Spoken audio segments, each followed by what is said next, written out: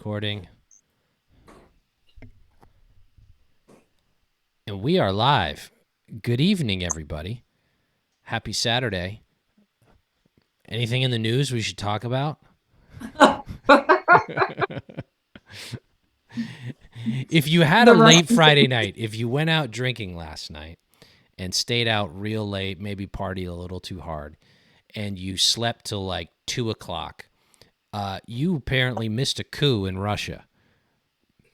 Not even I mean, and I'm not even lying. Like that's you. If you slept through the night, didn't know what was going on, like partied, out at the club, out at the bar, didn't don't follow any social media, you completely missed the Russian coup that apparently has just not taken place or was attempted and took place this morning. And if you're like me and you wake up first thing and you check Twitter, which if you're on this platform, you definitely do. You woke up to this. I saw a little. I forget if I even checked it last night to see a little bit. I don't think I did. No, actually, I did. I saw a little bit of it last night, but I didn't really care. I thought it was just rumbling. And then you woke up, and then all of a sudden, I had libs complaining that Twitter was terrible because there was no real news coming through. I had libertarians talking about how it was a CIA op.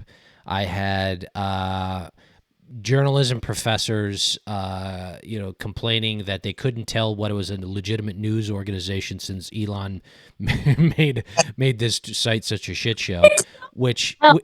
Because you followed them before. Yeah. Like the thing is like with those kind of like complaints with this, I saw a few of them, Jeff. I literally was like, the people that you follow didn't change. No. So what are you talking about? Like, didn't know. They're not. Like, if you know who to go to, that is a good source on this. Like, we all know. Yeah, it's pretty basic, and also they do have some of the people have that little gold check next to their name. I don't know if it's people or companies, news organizations. Like, it's not that goddamn hard. And yeah, you could follow the same people you followed before if you trust them to do that. I woke up. I went to the gym. I went food shopping. I got some coffee. I took my daughter to a birthday party. I went to the Kowloon restaurant and had a couple of beers. Yeah, I had a couple of beers in the afternoon, and then played some Keno. And by then, the coup was over. It wrapped up apparently in 12 hours. 12-hour coup. I did watch everybody. The people who pissed me off the most, I gotta say, were the CIA ones. The ones that the CIA definitely did this. The dork that the libertarian dork that we mentioned on the Patreon was one of the key offenders of that. I just can't stand him. Anyway, I mean, like, I just don't see how like the CIA would be like, "Hey, Wagner group, why don't you go do a mutiny against Putin?" Because I feel like the guy who leads the Wagner group is like a true believer, isn't he? Here's the thing about this, and I'm going to defer to not knowing. I don't know enough about it. I don't know who the players are. I know that from what I do know about what he did, what his group has done in the past, and he's a piece of shit. But Putin's a piece of shit. So like replacing one piece of shit with another piece of shit, it's like it kind of comes out in the wash. I feel like he's a hardliner. Like, he may be. I feel like he's a hardliner, true believer type. And so, like, I guess so again, we saw this kind of going forward online last night. And then I saw what was it, from Inside Paper? I followed them and they always put their sources. And it came across like talking about the Biden administration and like our side kind of watching it. And they're like, "Yep, this is real." And I'm like, and like you're kind of just watching. They moved pretty fast up to Moscow. I mean, close to Moscow, like a Moscow region, not the city of Moscow. I mean, that's an important point. They didn't, but they were threatening that. At least the reports that the probably confirmed reports say that. They did take over a city, or Yeah. they were trying to, or I think they ended up doing it, and the Russian military like was just like, okay. Yeah, they didn't fire a shot from what I hear. I do think that this probably is a good sign for Ukraine, because they can make moves to get the remaining Russia, make an advance, do things if Russia is less stable. First of all, one thing I know for certain, this does not exude stability, right? In for the Russians. Right. So Putin's got a lot of people surrounding him that are yes men, right? Like, we all know that this invasion was very ideological for him. And it's ideological. He believes that Ukraine is Russia, and that's the reason why they went into Ukraine, and they want to reunite Ukraine with Russia. Mm-hmm. And so he has a minister of defense that the leader of the Wagner group really, I guess, is starting to hate, because I don't know, probably differences on strategy and all of that. And they want him out. That minister of defense, I would butcher his last name. Don't even try. These are tough names. Yeah. Yeah. Who is a general. I'm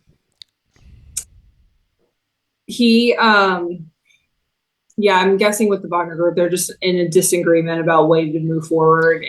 And Ukraine did announce that they're going to go on a counteroffensive. They should.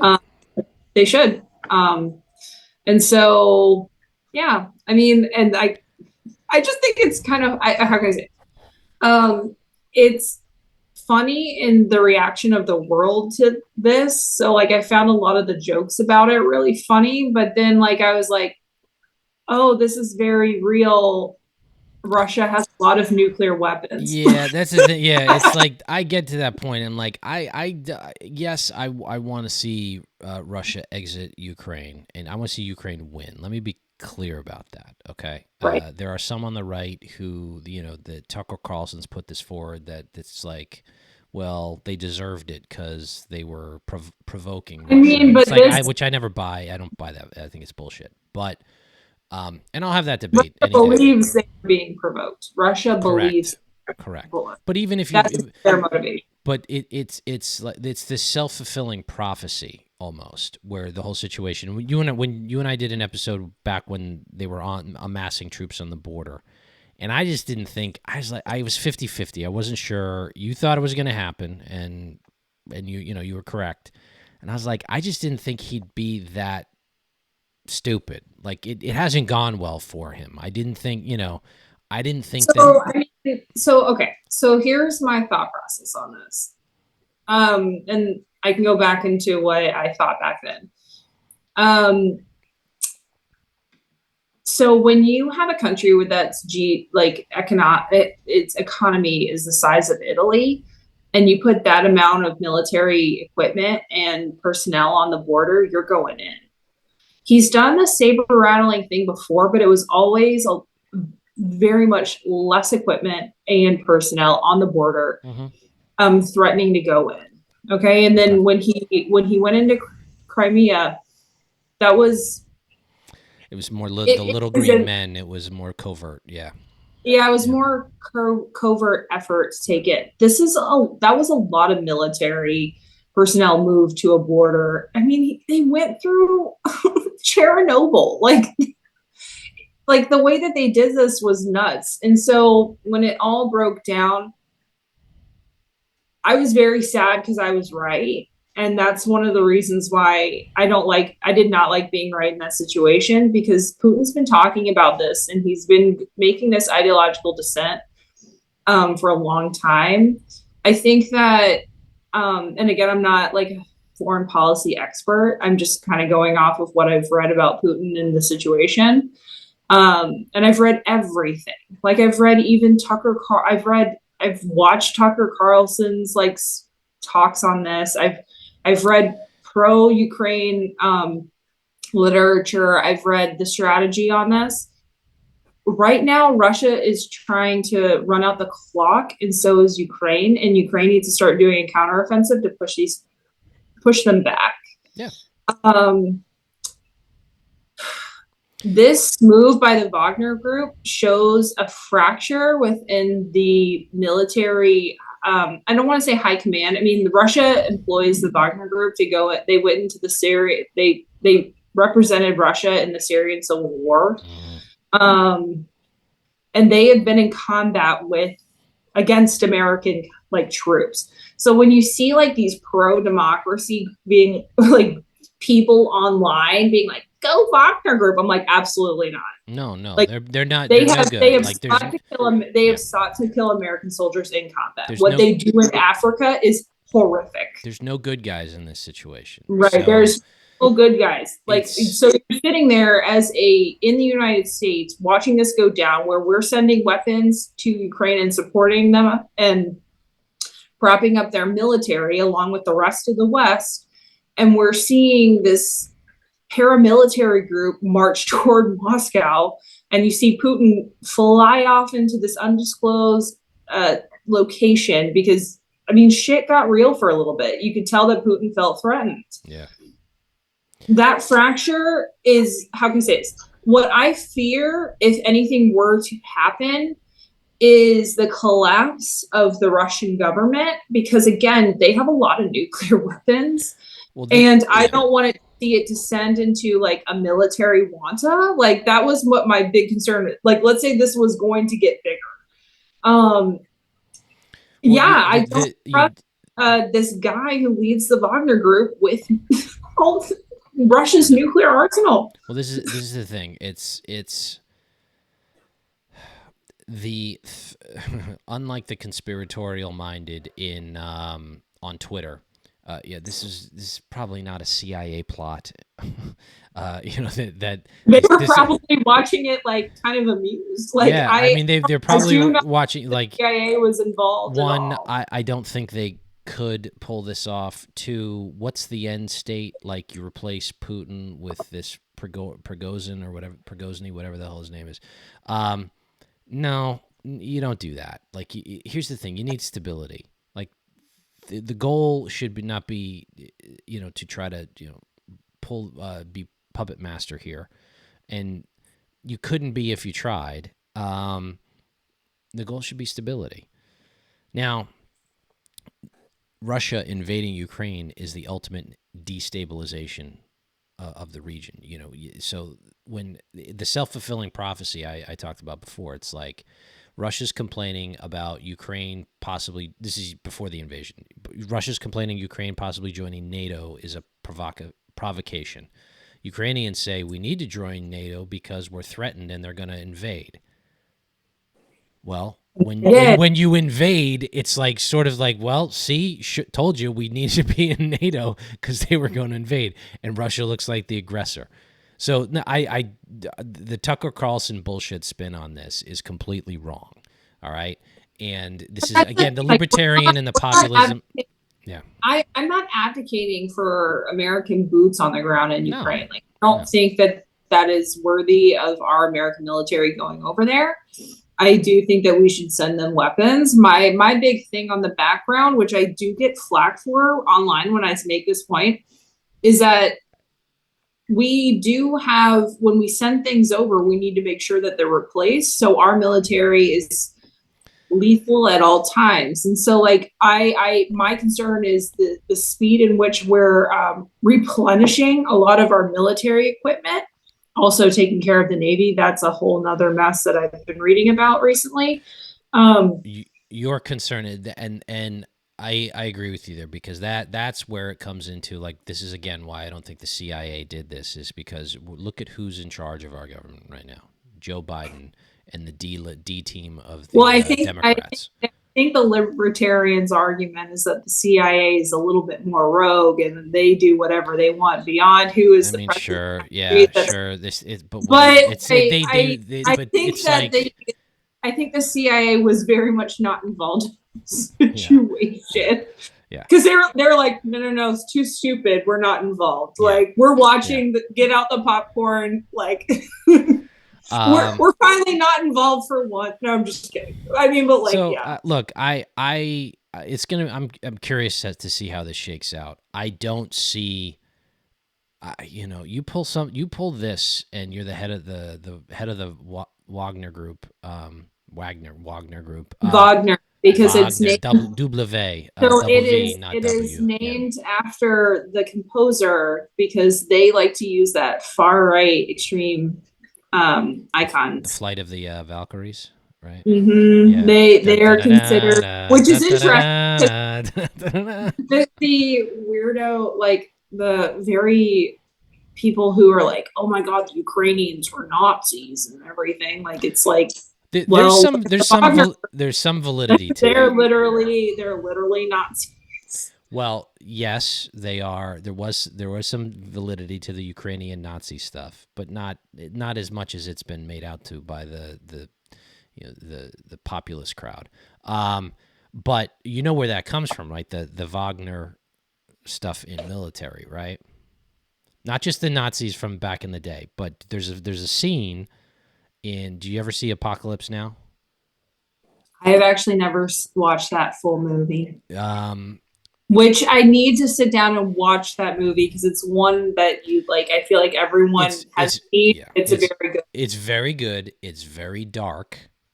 Okay, so like you either would I say like and take an edible or a big glass of wine. I don't know, like maybe or maybe not, and just prepare yourself for like it's very very dark. It's Apocalypse Now is Nam, right? It's Vietnam. Vietnam, but there's a scene where the cavalry, the helicopters are flying in. They're hitting the beach, right? They're launching an attack, and they put on the tape recorder, and it's Wagner Flight of the Valkyries, and they're just like blowing shit up. It's a pretty intense scene in the movie, of war, and that music is the background to the attack. So it became popularized, right? Like a lot of German, like a lot of like German culture was kind of like perverted by the Nazis and the far right. I mean, like Wagner himself was, because it's hard to take people in history and put them within like maybe even 60 years after their death. And German culture is so bulk oriented. Like you all know my rants about Germany, but like Angela Merkel pretty much helped cause this to happen, and I hate her, so whatever. All right, well, we'll see how this plays out. I'm not going to speculate because it's just too wild. I just hope it. Yeah. I hope the Russians can, if this is some excuse for them to scoot out of Ukraine or at least get the Ukrainians to launch it. Did you see the tweet that the Russians put out about the what was it, Russophobia? No. They're like, don't make the Russophobia around the world and online even worse, and it helps destabilize and stuff. And it's like, oh no, not the Russophobia. Don't invade any fucking countries, and maybe that'll calm down the Russophobia. Not people hating you all right now. Yeah. Oh god. All right. Don't think people hate average Russians. I think they hate Putin. So yeah. And no. Russians, like you hang out with some Russian people, they're totally cool. It's Putin who's the problem. All right, moving on back to good old US of A. We have a few more candidates running for president. Chris Christie, Mike Pence, Tim Scott, Doug, North Dakota. I saw an ad today. Don't even remember his name. Burgum. Doug Burgum. I don't think I pronounced that right. I'm sorry. Are they really running, or are they running for VP? I think they're running for admin jobs. I think Doug Burgum is. I think Chris Christie. Oh God. He wants to be attorney general or something? No, I think that he has a massive ego and always has. And he can be funny at times. And at other times, he says bullshit that's like straight out of 2004 that's just not electable anymore. And he doesn't get it. And so I think that he surrounds himself also kind of like Trump with people who say yes to him a lot. And that's my opinion on Chris Christie. Chris Christie, sorry, my dog just entered the room here in the background of the Senate. What do you want, dog? I'm on a podcast live. All right. What he said today, he was doing an interview, and they asked him about like there's some legislation about gender affirming care like going across all the states, and he's like, he said it again today. It was maybe yesterday or 2 days ago. He said it on Tuesday. So yeah. Chris Christie, like he like wants to take this like hands-off approach to this because he thinks conservatism is libertarianism again. He doesn't. Nikki Haley, like when Nikki Haley's Disney answer, well, if Disney wants to come on up to South Carolina, they can do so. It's like, this isn't a state's competitive thing in tax rates, guys. It's like, and I want to play this clip from our guy. Let me pull this up. I forgot about this, but let me pull this up. Where's my profile? Profile. Okay, and and okay. This from our man Ron DeSantis.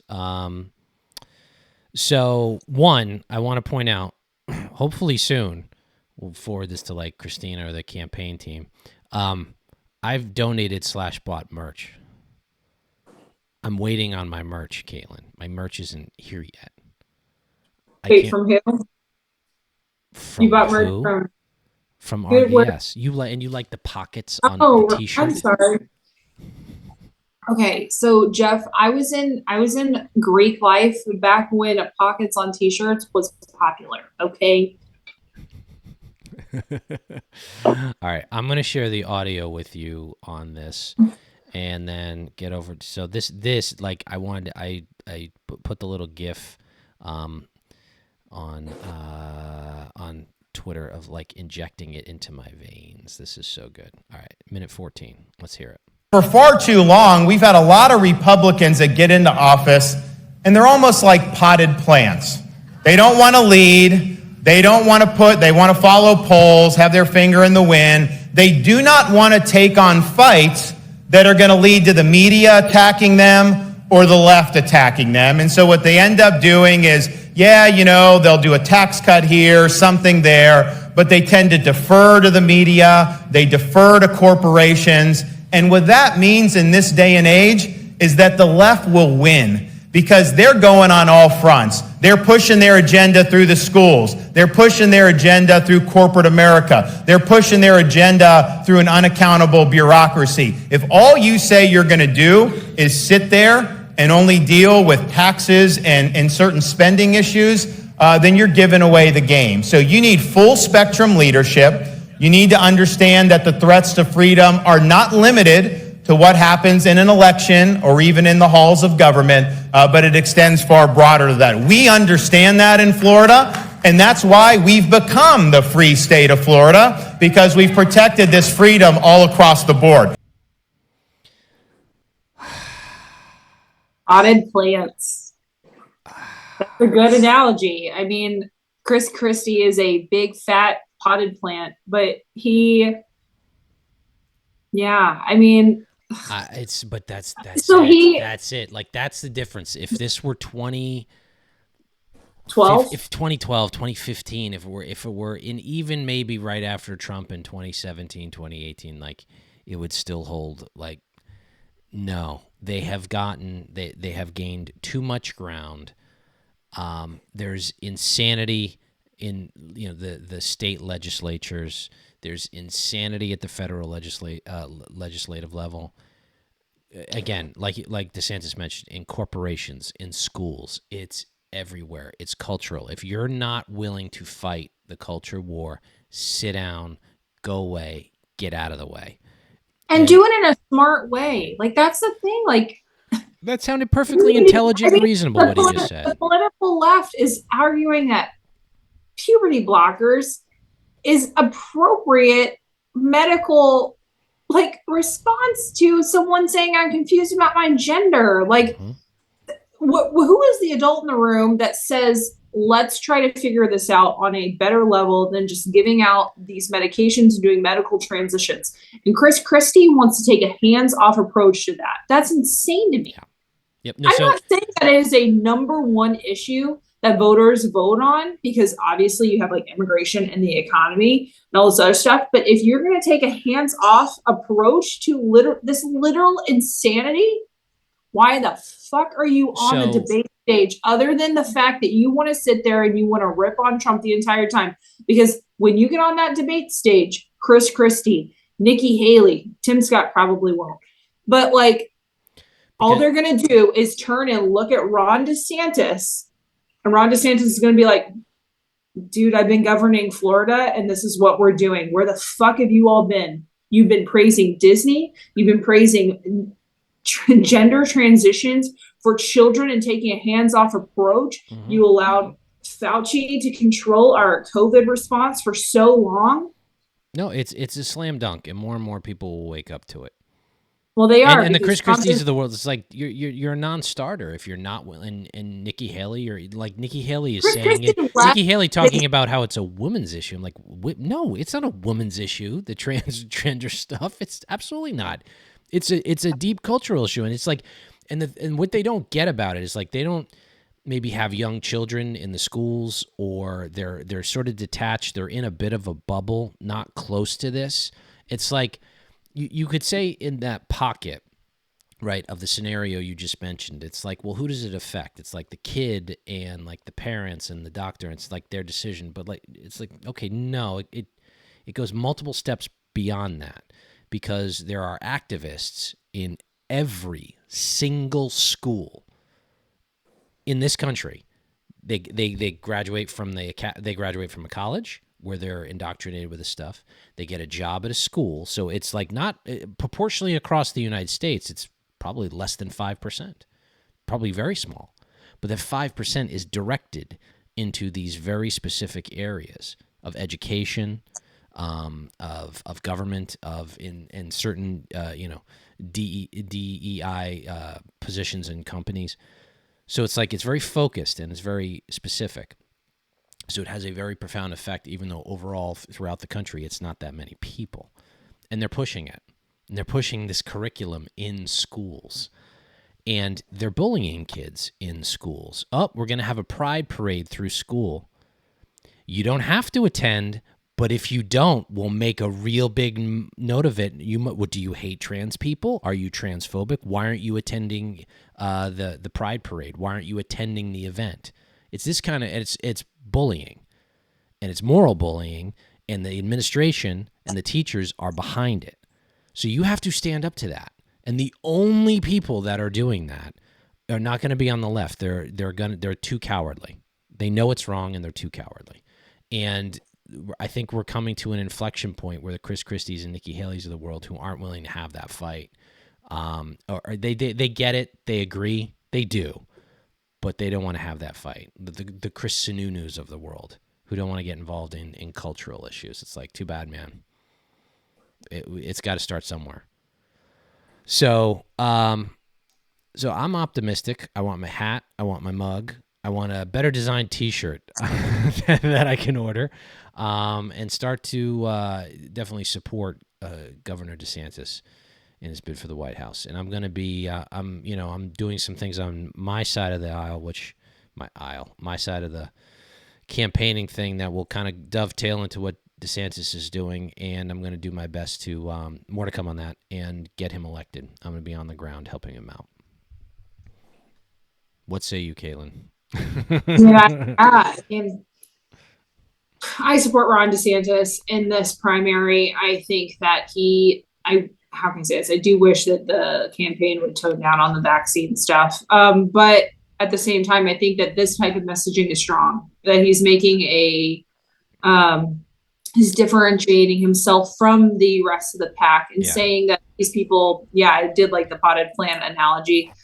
They're just sitting there, talking about tax cuts all the time, and tax cuts are nice. Don't get me wrong, but that's not what we're fully all about all the time. We need, well, one, if you're going to talk, you start giving these companies who act poorly, who act badly, and you do tax cuts all the time, at what point is this a corporatist movement where you're aligning government and that corporation? So when the corporation comes back and does crappy shit like what Disney does, like literally they had their own self-governing place. Like that's fucking insane, Jeff. Where they didn't even have to have like inspectors come around. Like that's just such a...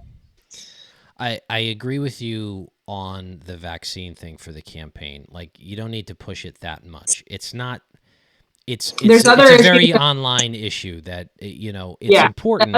And there's other bigger issues. You need to push about immigration. You need to push that Joe Biden had a terrible Afghanistan withdrawal, and we are in this situation with Russia and Ukraine because Putin saw what Biden did in Afghanistan and went into Ukraine, and that is one of the reasons why we're doing this. But also, the vaccine thing is recent history. It's not the present.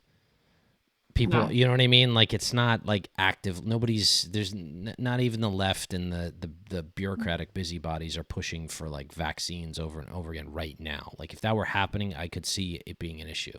It's like the thing is crime, the spending, inflation, immigration, like you're talking about, foreign policy, all the basic bread and butter political issues that need to be the focus on it. Well, we need to talk about crime and education is a big one. Biden is an ineffectual leader. Like it's not that he's senile, all this other stuff. He's just an ineffectual leader. Like he's not a good leader for our country and in this time and moving forward into the future. When you look at even polling, and he does talk about Republicans that look at polling. Like, do you see Chris Christie putting forth a path forward to the future? Do you see Vivek doing that? No, you see him. I saw the most annoying person on the planet. I clip from that guy in about a week, and I am happy. No, at the gym. I was at the gym. No, I have to stop you. I was at the gym today, so I'm working out, and his dumb face was on Fox News, and I got so angry. I'm like, I thought he dropped out. Why are you still going to him? Like, find somebody else. Find anybody else. That guy sucks. These grifters, these con men, these terrible. The Kerry Lakes, the Viveks, all these dipshits. Like, we need serious people that understand the issues and are not doing it just for the attention and the Fox News hits. Oh boy. All right. Okay. I think we covered a lot today. Yeah. So we will see what happens in Russia. The presidential campaign is just getting started. If you're joining the race, Doug, you told me his name. What's his name again? Burgum. I think Doug, if you're Burgum. Yeah, Doug Burgum. If you're joining the race now, man, nobody's paying attention to you. You're going to be like that guy from 2008 from Minnesota. I even forget what his name was. Paulenti, Tim Paulenti. I just remembered it. Remember Tim Paulenti? You would probably you shouldn't. No. You shouldn't remember Tim Paulenti. No, I remember. I pay attention to the Democratic side more than the Republican one because I knew that we were probably going to lose. Yeah. Okay. Quick exit question. Do you think Biden's going to be the nominee? Yeah, I do think that if something happens to Biden, that they have Gavin Newsom waiting in the wings, and his teeth very much scare me. That guy, he so brazenly lies. Like, just will sit there and just go, I don't know what you're talking about. California is awesome. Like, there's no crime. But people are coming into the state, not leaving it. What are you talking about? It's just like you look at me going like, you're just like. Like, the thing is that he can get away with that because he's his teeth are scary to me. But, like, Democrats love white savior men. Okay? Like, they put them on a pedestal. and they love him. Beto. Gavin Newsom, Beto, Joe Biden was one of their white saviors. Mhm. They love this type. That they just love Oh him. no, Caitlin, he scares me. Like if He lives on another planet, but I think that Republicans underestimating Gavin Newsom are making a huge mistake. I hate Gavin Newsom more than I hate Joe Biden, and Joe Biden is a corrupt piece of shit. But Gavin Newsom, I think Joe Biden's beatable, with anybody but Trump. Gavin Newsom, I don't know. I just straight don't know. I mean, because he's handsome. He is not a blithering idiot, and he'll just lie. He'll just lie. And Democrats will lie right along with him. So they'd actually be well served if they nominated the guy and told Biden, I'm just like, he scares me to death that he gets into office. All right. I don't know. I'm 50-50 on whether his health is fading fast. I don't see how he could even handle. His brain, I mean, yeah, I don't see how he could even handle the race. He's gotten very slow. Yeah. More than, All right. That's it for this edition of the RINO Podcast. Head on over to patreon.com/RINOPod, where we just did an episode on RFK Jr. being the kook that he is and the libertarians that love him.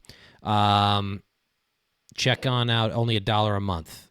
We really appreciate your support for all the patrons that do subscribe. Thank you. Hit retweet on this. Share it with all your friends. It'll be going into tomorrow morning, and we always appreciate you guys watching and checking in. So until next time, have a great Saturday night. Be safe. Bye-bye. Bye.